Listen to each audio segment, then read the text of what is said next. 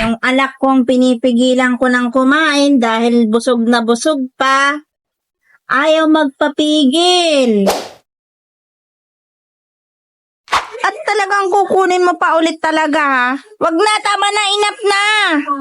Enough na. Enough na. Enough na.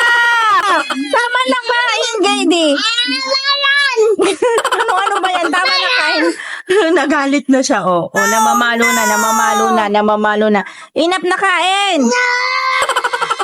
Enough na kain. Enough na sabi. Tama na. Tama na, kain mo. No, that's not yours. Daddy yan. Tama na yan, tama na, kain mo, ha. Nakikipagagawan talaga siya, oh. Aray ko, nangurot na siya. Nangurot na yung bata, oh. Ano, tama na yan. Tama na, sabi ko. Yan, konti na nga, oh. Tama na. Tama na. A few moments later.